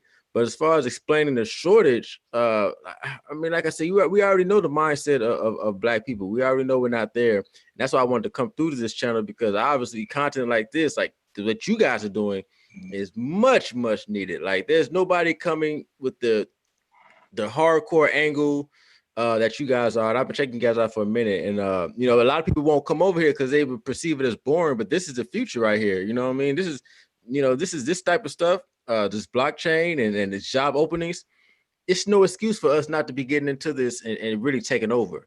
We're too creative. I don't know. They don't come over here, but I don't know if it's because it's boring.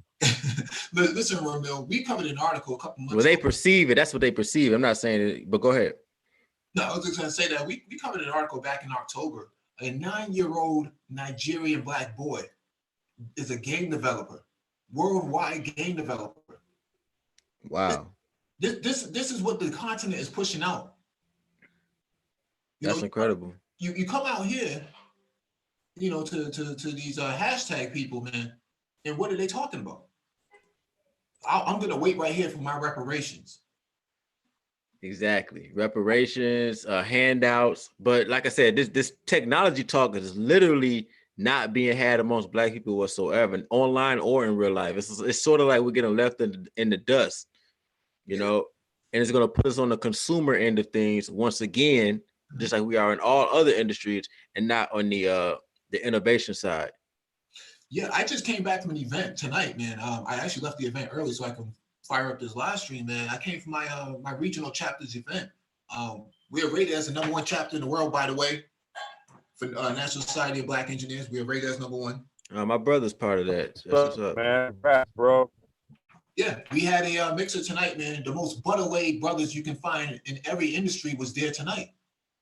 Finance, nuclear engineering, nuclear scientists, gas and oil exploration engineers and developers. Linking up. Everybody linking up. Sisters came through looking butterlaid. Man, hey, I was on Task Panel today. Y'all gotta check that out. Okay. Yeah, go check that out, bro. And so when I say this, man, there's an emerging demographic of Black men who are thinking beyond the scope of a matriarchy and a gynocracy and just, you know, wham bam thank you mans, man. This is what we do over here, man. We just get it in. You know, we're not for all the funny stuff that some of these other guys talk about, man. We really get it in, man. It's not about white girls. It's not about interracial relationships, man. It's about thinking on a higher level, man. Exactly. Yeah, I definitely can see that. And you know, it needs to be more of this going on within this sector, because man, this tech thing is, because I just started recently, especially after the AI talk I was having the past a month or so, I've started looking into this. And I mean, you know, if I didn't have my own thing going on, I might be trying to get into this industry my damn self, you know. But more importantly, for these young Black men, this is definitely an opportunity. And I did the Code Academy for like a month, and it's not even a complicated, like you would think it's harder than what it is, but this tech stuff is not necessarily hard. It just requires focus and discipline, but it's nothing that cannot be understood. Like, no, that's the hard part, man. Focus and discipline and shit like that. Yeah. not the actual act of doing it. Actual act is it's not hard whatsoever. It's just, you know, those two things really mess us up, man. And the best thing about it, a lot of the stuff you don't even need any qualifications for. Like, if you're good, you know. And they cultivate people. A company with good culture is going to have the ability to cultivate anybody. I've seen baristas from Starbucks. We covered an article last week, 2 weeks ago. They took a black man who's working for Starbucks at IBM and turned him into a software engineer in less than a year. Wow. That's the type of stuff that I'm talking about, man. So when people say, man, the white man got a throw my neck, man, I'm gonna wait for reparations, man. You know, I'm not trying to hear all that, man. Man, trying to hear that shit. Yeah, that's one thing man, and I get people be on my ass when I say that. Yeah, that white supremacy stuff is out the window, man. It's too much opportunities out here, man. Like almost 1 million job openings, paying plus 100K, 100 around there or more or less. I mean, you know. Yeah, I don't care about how many chicks you got. I don't care about how many numbers you get, man. How many lines of code can you write? Facts. You want to prove your masculinity to me? You want to show me how alpha you are? Put your money where your mouth is, fam. Well, it's really only in the black race that we consider alpha on. We measure it on the physical standard. Other races, the alphas are the people with the Indian culture. The alphas is the dude who owns the tech company or owns a couple of KFCs, got the beer belly and all that. That's the alpha in the other communities.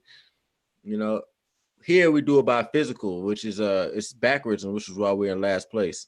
Well, it's not really a we thing per se, because your moneyed class are the people who could do the most things for you, right? Like there's just no other way around that. So the same is true in black culture and in black societies.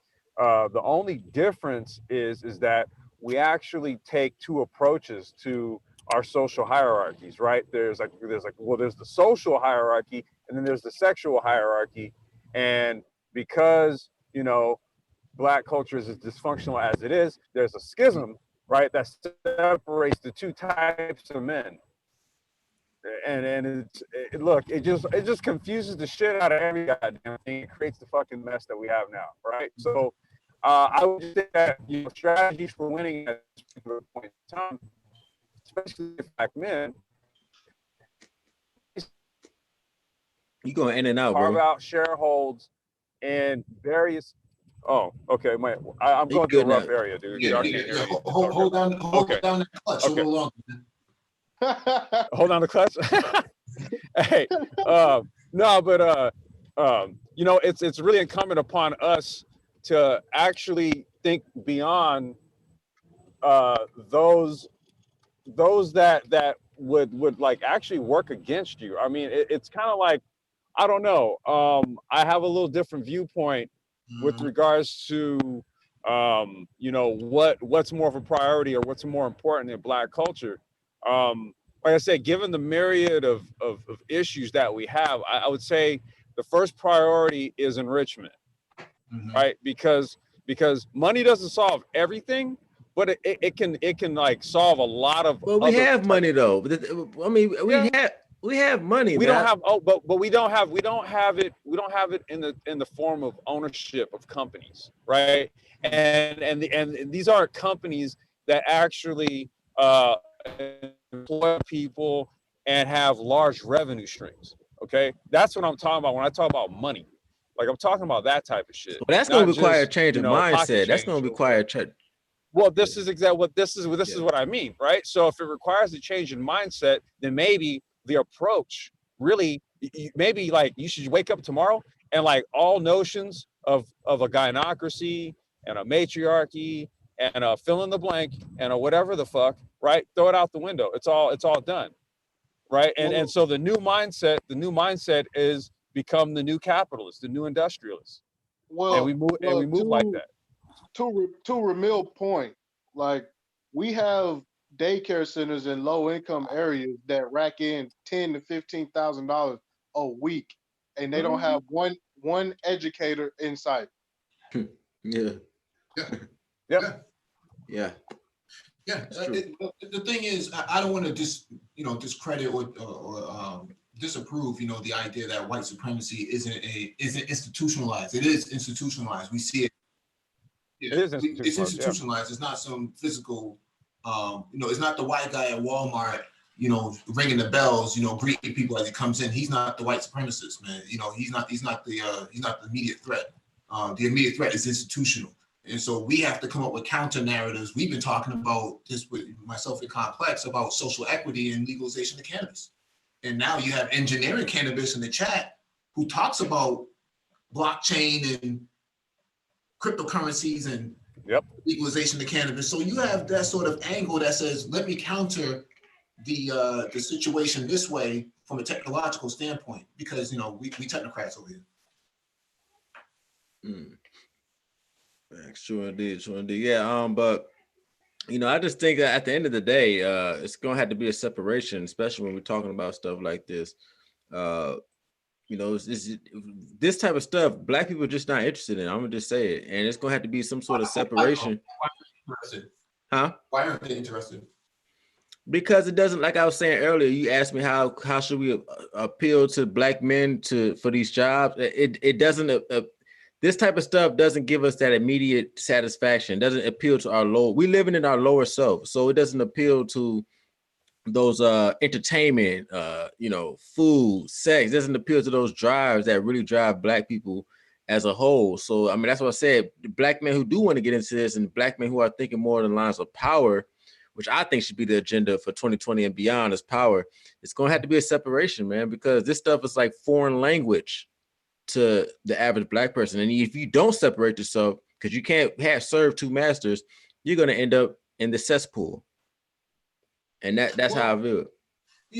I mean, we talk about separation, right? And I agree with you that there should be some kind of social separation. What YouTube has done, what Black YouTube has done, people have played around with taking different groups of people and putting them on panels and mixing them together. That's why you hear all this conflict on these panels. Because in reality, a lot of those cats should never be in the same place together, because that's so true. Forced socialization doesn't really work in that aspect, man. And that's a case study right there. That's a case study that lets you know it should, because I participated in it too, at the YouTube, and I talked to people been on panels with people with YouTube that I would never ever talk to or associate in real life. But promotion and all this other stuff on the side. I mean, you're right. This is a case study that lets you know that there does need to be a separation. Well, what's interesting about that, about this whole dynamic that we're talking about here is, because I've seen like technology panels, for example, right? Where you get like dudes that are kind of like from all walks, but they have a unique specialized like knowledge of a certain type of technology or something, right? So you could have a panel of people who are diverse, you know what I mean? As long as there's like a given subject matter that they're like SMEs in, like they're subject matter experts in, and it's all relatable. But I think like largely what you get in this YouTube space, now I'll absolve the Black Brain Trust from that, because I think everyone who coalesces here and who contributes is contributing to a certain theme or a certain subject matter, depending on what night it is, right? And it's very hyper focused. So you could even be in this venue and be across the board, be diverse, and you could still chime in, right? But I think what happens in Black YouTube at large is you have these panel discussions, and what it is like it's all discussions about something that's dysfunctional largely, okay? And then what you get is a whole diverse collection of people who have very strong opinions and feelings about the dysfunctional shit that goes on in their own culture. And I think that's the reason why it really comes off as just sounding like super crazy, because it's a whole bunch of people yelling and arguing and screaming about like some of the most like dysfunctional shit. And it's like, damn, dude, like, y'all are real passionate about something, dude, that you really shouldn't be passionate about. Yeah, we got Nagone 11 on the panel, man. Big bro.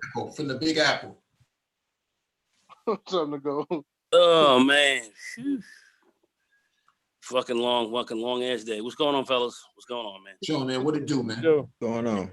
Just getting my ragged ass up in here. Oh, my God. Oh, oh man. Oh, I don't know how much you've heard of us talking, dialogue. I didn't hear anything. Where you guys at right now? I wasn't on. Oh man, do you have that rec handy? I'm going through my recs right now. I don't have the rec handy here right this very second. It's a pretty in-depth rec, man. You got a lot of shit in there. You know, going over this. This is what I want to say is this. These kind of recs are kind of heavy duty, and I know I can get into this stuff here, but one of the things I was talking to a young cat just a little bit ago, and he was looking at a job that he wasn't even really qualified for. And that's okay. I mean, I understand people have the desire to really want to get live, but you got to be I mean, the name of the game is you got to be qualified to play in this arena. And in this IT kind of high tech game, which there's a lot of money. You know, a blockchain developer position would start anywhere. You know, from the you know from at least 100,000 going far above, and you're not getting to that without a lot of technology experience and integrative technology experience, just not one programming language, but not knowing a few and understanding a certain level of architecture and other things you have to really have a good idea of. So there's a lot there. There's a lot there in these types of recs. And for most of the people that we're talking with here right now, most are just not going to are going to be at that level, and they're going to be thinking, well, I can get into that and be this. It's going to take you years to get there.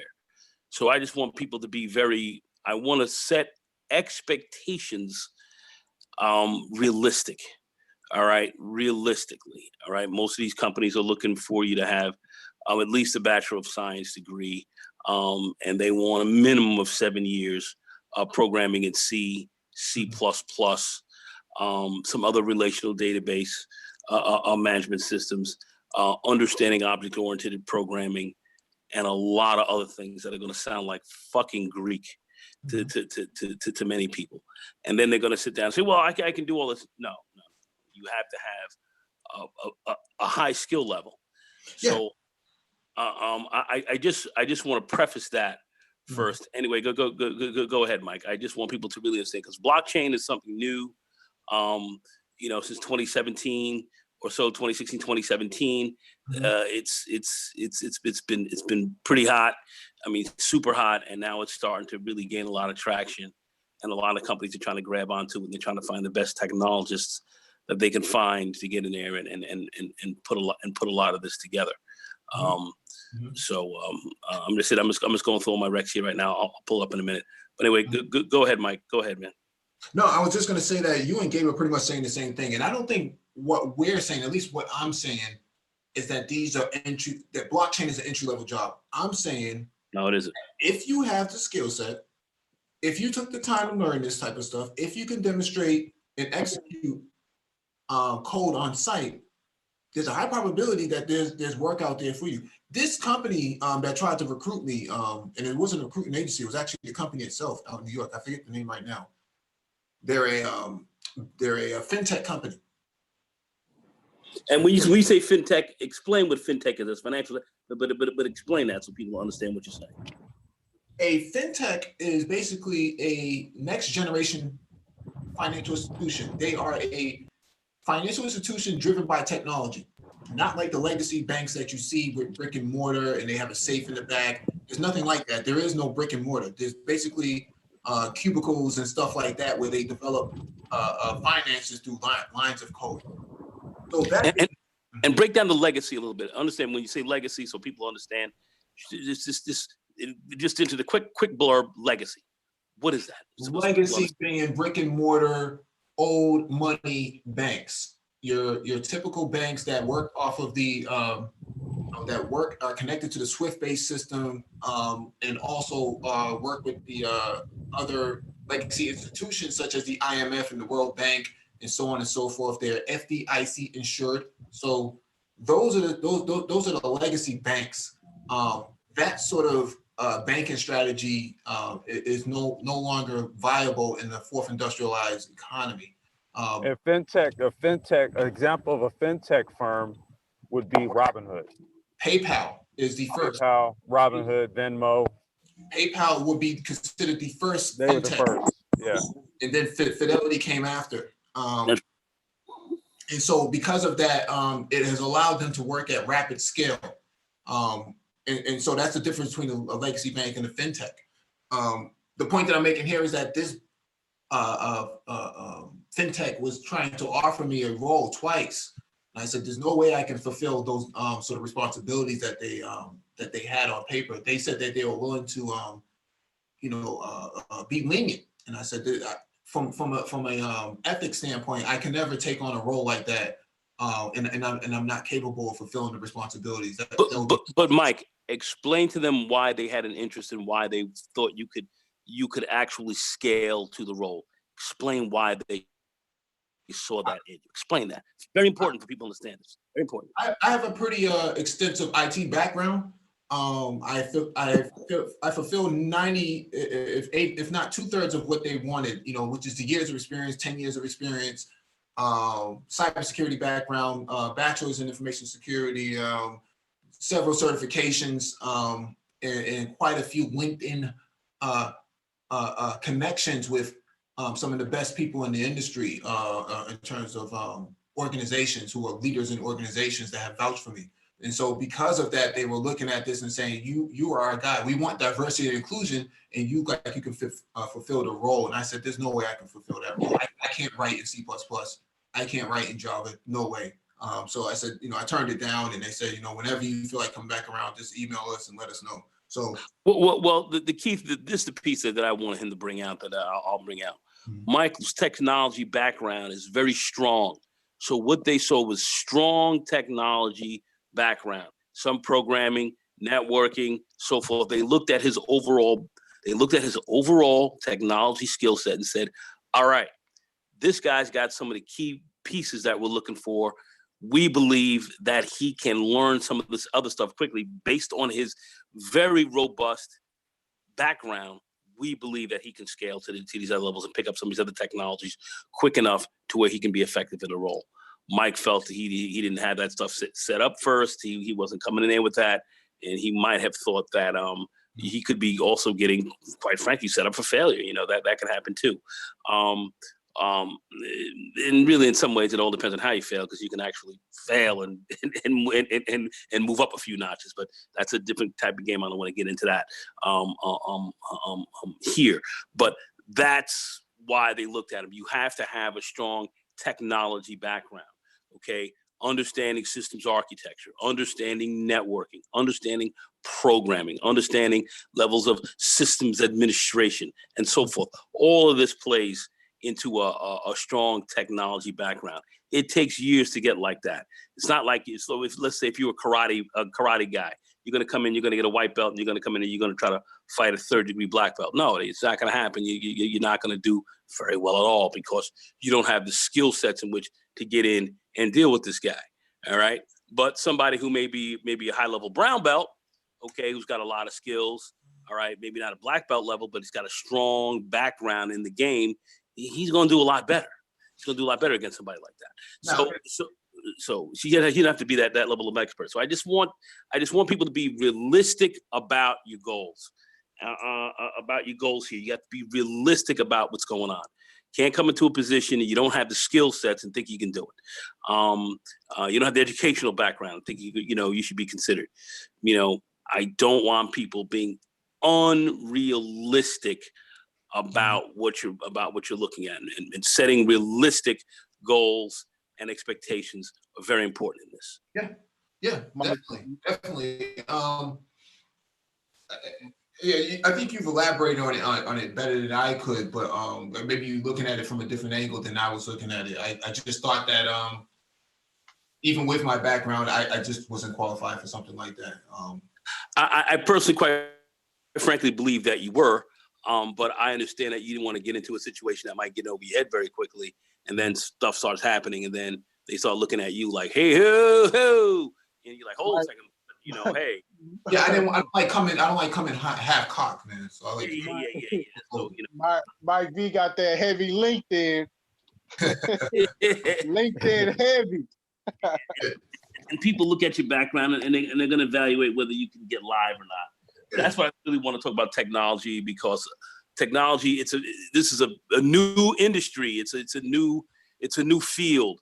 This IT industry, it's 50 years old, really. That's what we're really talking about.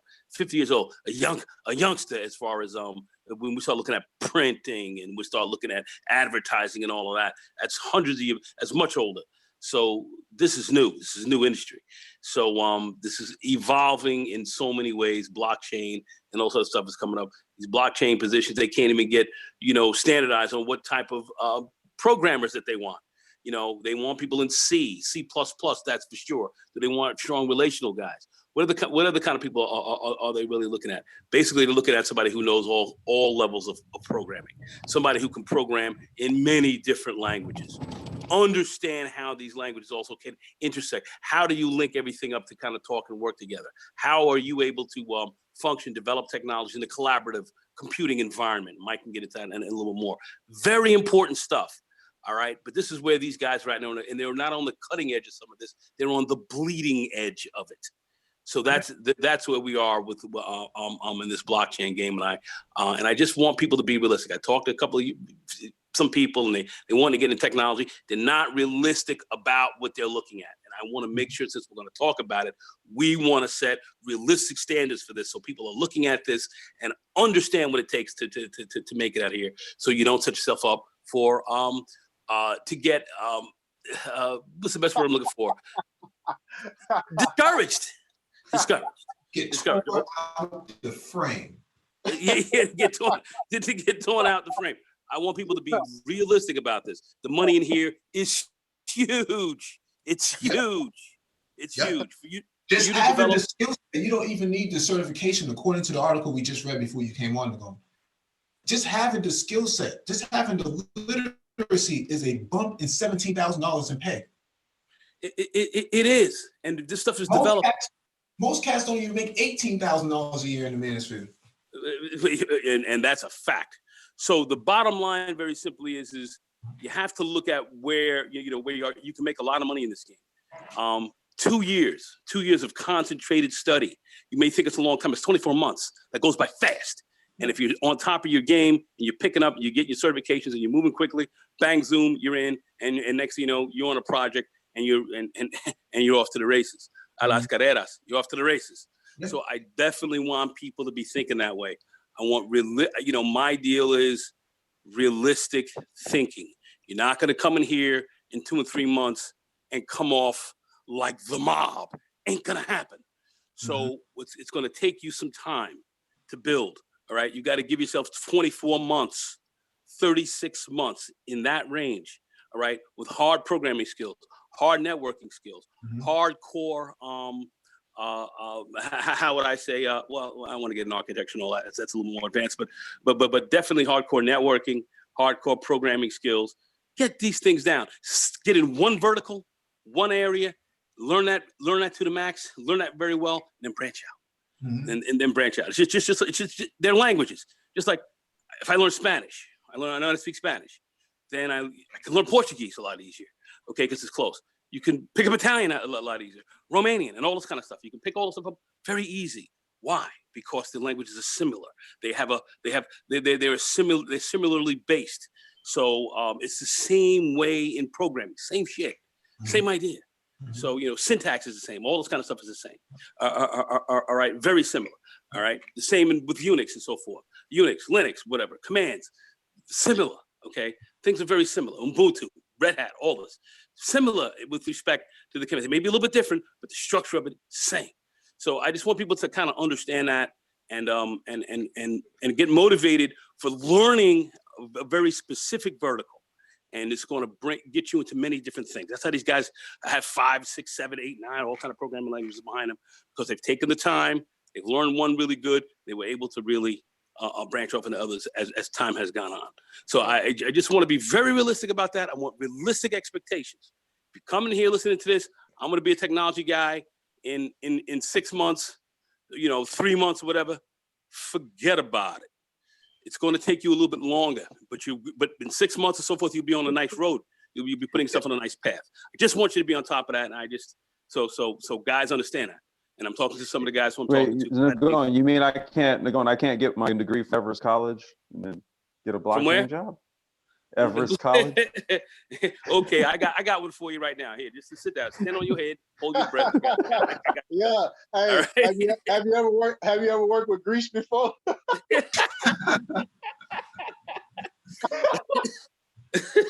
So I'm just getting in. So I'm just kicking the ballistics as they need to be kicked. All right, True indeed. Well, like I said, I gotta me myself. I gotta head out, but do appreciate you guys having me on. Very interesting, like very very interesting. Especially I'm not really familiar with the blockchain like that, but just from the short time I was here, I definitely learned a lot. But I definitely will be back on as soon as possible. Yo, it was good having you come Yeah, through. it's good having you, man. Yeah. Appreciate it. Thanks a lot, guys. And keep doing it. I'll definitely be tuning in, man. Like for real. Like this type of content is so much needed. Like, oh my God. I can't even really stress it. But yeah, thanks again. We're like over like 400 live streams deep, right? Like we've been around for a minute. Who are we speaking to right now? Who are you, young man? I'm sorry, I didn't get you. Oh, that's me, Ramil Amir. Ramil, young man. God damn. Yes, sir. This is my man right here. Okay, Ramil, you on fire, family. Love your game. Love how you kicking it. You got that business stuff really kicking. Like I said, you the next generation. You these young cats. We got to be working with you guys, man. I mean, I see guys out here trying to fight against you and all this kind of crazy. They're out of their minds. They're fucking crazy. The name of the game is we got to work with these young cats because this is where the game is. This is where my loyalty lies. Straight up. Ramil, man, keep kicking it, baby. Keep banging. Don't stop. Yeah. Let me knock out these two things real quick, man, and then we can shut it down. These are the two programs from edx.org, Berkeley University of California, Professional Certificate in Blockchain Fundamentals, self-paced course, so you do it at your own pace. 3 months of time, 3 to 5 hours per week. It's $178. Goes over Bitcoin and cryptocurrencies and blockchain technology, the job outlook. Blockchain related jobs are second fastest growing in today's labor market, currently with 14 job openings for every one blockchain developer. So for those who don't understand, one blockchain developer creates 14 jobs, meaning that there's an analyst, there's a blockchain analyst, someone who looks at the data analysis of the blockchain itself, the development aspect of it. Then you have an engineer, you have a QA person, and basically DevOps. So one blockchain developer creates all of these roles per rec. Up to $158,000. That's not uncommon. We just read an article that talked about that. Let me drop the link in the chat for those who are interested in this. And then we'll go to Linux Foundation, which has a professional certificate in blockchain for business. So understanding its uses and implications in blockchain, hyperledger blockchain technologies, 3 to 4 hours a week, 14 weeks, 7 months, estimated $178. Is self-paced, work at your own pace. Let me drop that in the chat too. Man, I've heard of beefs go on in Black YouTube longer than 14 weeks.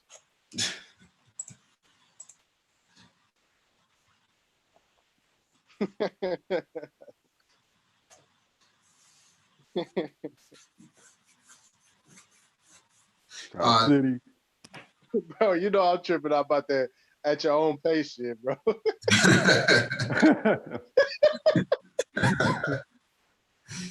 Yeah. I want to make sure we end this real quick because our boy Man of Tomorrow is live right now. Okay. He's popping off, so we want to go over there and support Man of Tomorrow MOT. Let me drop the link in the chat for him, and then we'll all go there and support our boy over there. Yes, sir.